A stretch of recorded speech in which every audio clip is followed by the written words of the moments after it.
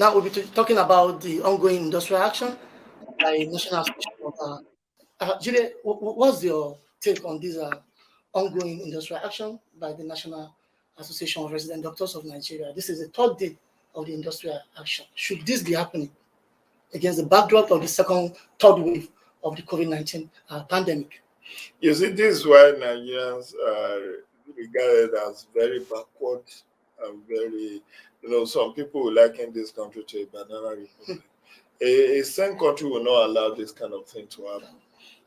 You have an MOU with resident doctors. They were on strike last year. You pacified them. You signed the MOU, and then you renege on it. Which serious government does that and get away with it? And these people, they go to the same market as you and I. They pay the same school fees as you and I. But mark you, if they leave, these are experienced hands that are leaving. So you leave the 206 million of us at the mercy of possibly rookies or people who are no longer, who are already spent forces. It's quite unfortunate that people, government, there's trust deficit. The trust deficit in government. People don't trust government when it says something. Look at it. Also, it's also threatening on strike. Although yesterday, the Atomy news came that they met and then they seems to be on the same page about the payment of their allowances and asking NIDA to fast track this IPPIS that also was trying to do by itself. But the bottom line is that for this, the impact of resident doctors going on strike during this COVID-19 pandemic is very grave. We already have soaring numbers of infections. We are still battling with cholera outbreak already. So where does this leave an average person, you and I, at the mercy of Shylock private hospitals, which then means that many people will die of treatable sicknesses because they cannot afford the cost of accessing healthcare delivery at private hospitals. Unfortunately, NHIS, that should have even been a buffer or a safeguard for us, is comatose, even though it's been like 15 years since it was launched with fanfare. What is the number of enrollees on that scheme, even for government officials? Because a lot of complaints have come that people don't get efficient service delivery once they know that you are an NHIS enrollee. Doctors will not give you the best healthcare service because of the lateness in payment of particularly private hospitals. So they will just, for a disease that you are supposed to get a drug of maybe 20,000, they will just find the cheapest one, give to you. And then you find out that you are just using the drug is not effective. So these are some of the complaints. I recall that NHIS was a couple of years embroiled in leadership crisis, where the former executive secretary was alleged there were rife allegations against him. He was suspended by the former vice president, by the current vice president. He refused to go. The altercation between him and the then Minister of Health, this Professor Adewoye, the former Minister of Health from Oyo State, from Osun State, rather. So all of these things, that would have been the saving grace. So that, because what NHIS will have done is that it prevents him from making out of pocket expenses for healthcare delivery. But now that these resident doctors have gone on strike, it leaves the Nigerian masses at the mercy of either faith clinics, herbalists, and private hospitals. On the counter chemist. or fake quack who pose as pharmacists. Exactly. Quite unfortunate. But we hope that good reason will prevail and they will resolve their issues and we will not allow this strike to linger for too long. Finally, oftentimes, or in the last few years, what we have seen as recurring decimal is industrial action by medical doctors or university teachers, college of education teachers, polytechnic teachers. It's not only limited to that. There have been industrial unrest across board. It's just that these are the more prominent ones. Exactly. Do you know that when polytechnic lecturers went on strike, they went for over 1 year. Nobody even reckoned with them. They said, we have enough graduates, so if you like, you can go on strike for as long as. So it tells you the story why people now, there is a lot of medical tourism, there is a lot of education tourism. And you know that many sickness disease that could be treated in Nigeria now, people now go to, it's just this COVID-19 that's prevented many people from traveling abroad. When our president is even also a medical tourist, what are we saying? Okay, we have Dr. Jerry Isogun on the line. Dr. Jerry Isogun. Yeah, Dr. good Jerry, morning. good morning, Good sir. morning. Welcome to Leadership Podcast Studio. You are live with us. Thank you for having Yes, me. thank you. Sorry, I'm on the road, but I hope you can just We do appreciate this. that. We appreciate that. Thank you. Now, your industrial action has entered its third day today. Now, I would like you to tell Nigerians what are It's the issues this time around. It's unfortunate that the players in the X sector are allowing this strike they allowed it in the first place and they are allowing it to be prolonged. You know, I don't know if you are aware that this strike was on precisely, it started on the 1st of April and we suspended it 10 days after because of a meeting we had with federal government where a memorandum of action was signed.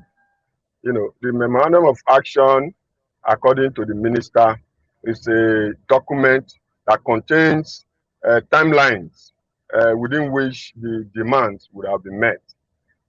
Because of our faith and because of the concerns we have for Nigerians, we decided to suspend our strike against the wish of our people, especially those that are affected.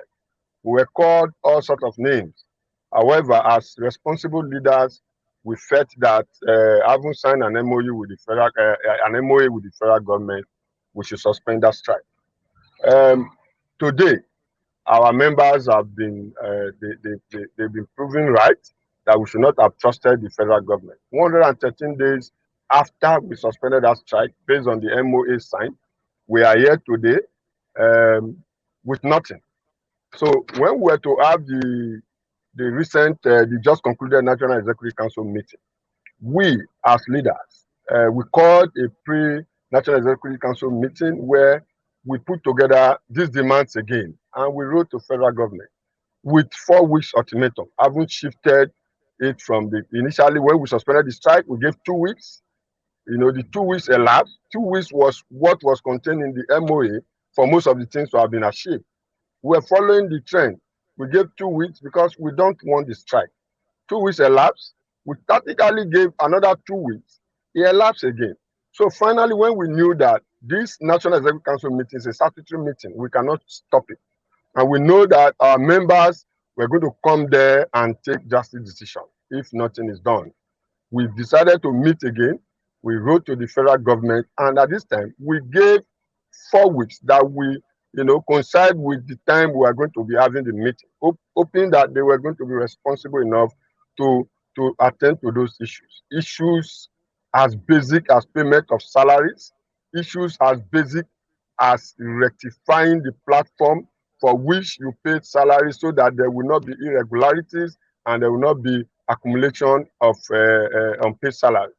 These issues as basic as that are not be done. Issues as basic as I must tell you that when we started this year January, there is this document that came out that our junior doctors, the house officers, we need to be placed. There should be a central placement so that they will not be roaming about the street. This policy we supported, and the MDCN, who is in charge, started in a very abysmal way. We gave all the support because our members didn't want them to start because they foresaw some of these challenges. But we said that we should be partner in progress. Let us support this policy because it has good intention. We support it. Since January till now, this policy, the way they implemented it was abysmal. faced with a lot of irregularities. Most of those young doctors, I believe that most homes have doctors today. Doctors that just finished from the university, the challenges they face. These doctors were left without salary for almost 7 months before that, for almost 4 months before the initial strike started. So we suspended the strike and constituted a committee with us inclusive so that we can together solve the problems. Today, as we speak, despite several meetings, despite our involvement and spending a lot of money to do that, there are still some of those people not yet paid. As if that was not enough, today we have a circular coming from the head of service, removing this same group of doctors from the scheme of service. I think this is obnoxious. It is very, very, I think the government, the players in the health sector, they are instigating us so that there will not be peace in the health sector. Especially now that we are still in the COVID, the third wave of COVID that just come around. There should not be strike. But so we want journalists to help us. Ask these people in the Ministry of Health, why are they allowing doctors to go on strike? Because this strike is preventable. Agree with me that if you govern over people that are not paid salary, you cannot be allowed peace. You will be seen as if you are not, concerned about their welfare. And this we believe it is germane. Their complaints are germane. So we need to call on federal government. They should do the needful so that Nigerians will not suffer. That is why we are on strike. Because if we continue to keep quiet, people go into depression. People, in fact, it becomes worse because if you come to the hospital and a hungry doctor is attending to you, you cannot be satisfied. A hungry person cannot treat you well. So everybody should team up together with us so that we can put this right. We should be striking for better infrastructure, not striking for salary. We should be striking for the development of the health sector in Nigeria. I heard somebody talking in the studio just now that if not for COVID, most of the elites in this country, most of the politicians, they travel abroad for treatment. Why? Because they have better infrastructure there, they have better equipment and everything for them to be treated. This is what we should be struggling for in this country, because me and you don't have that enablement. We don't have enough money to be traveling abroad for treatment. We cannot fly our parents abroad for treatment. So we that are staying here, we should make the health sector better. And so those that cannot do what they should do that are managing the health sector of Nigeria, it is high time all of us come together and ask that they should step aside. Dr. Jerry, without prejudice to your demands or requests, now the cause of this matter, as you just said, is that Nigerians will not suffer.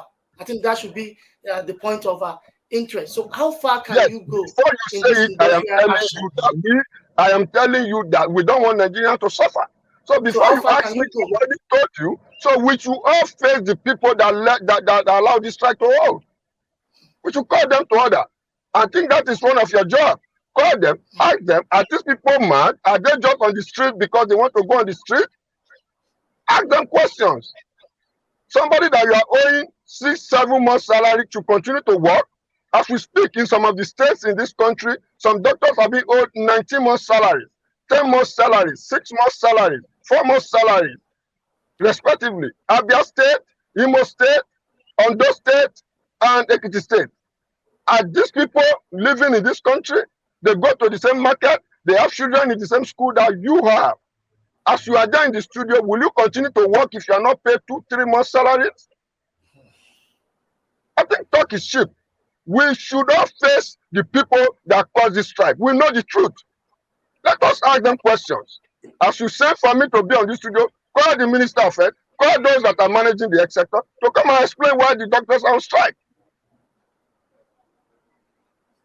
All right, Dr. Jerry, finally, has the government approached you once again for a roundtable talk about this ongoing industrial action? I think we have not heard from them. We are still waiting for the past 3 days. Yes. That's serious. All right, Dr. Jerry Igosu is the Secretary General of the National Association of Resident Doctors of Nigeria. We need to allow you to go. Thank you for your time. Thank you very much. Jide, you can hear from the horse's mouth. It shows a lot. Is it not a failure on the part of Nigerians who don't interrogate these politicians? This is not even horse's mouth. This is the mouth of the man, the main man involved.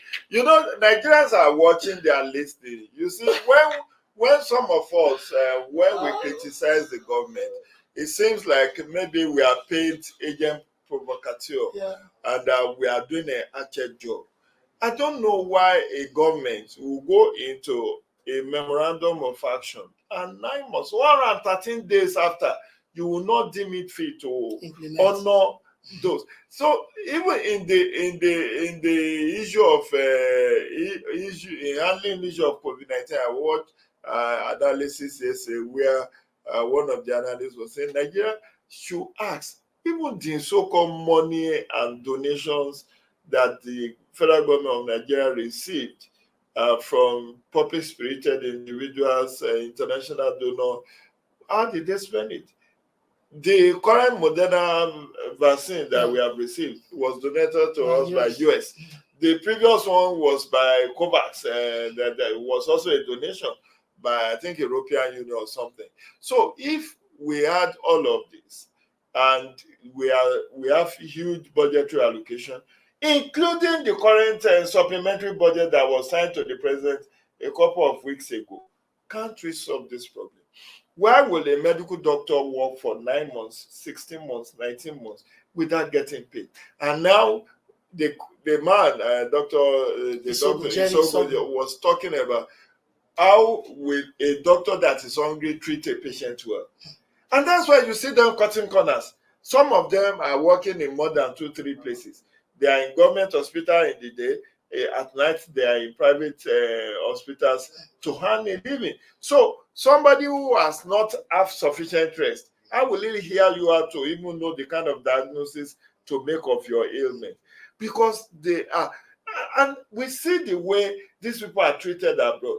You know the number. You know that somebody gave me a statistic about 10 years ago that number of doctors in US alone is over 20,000.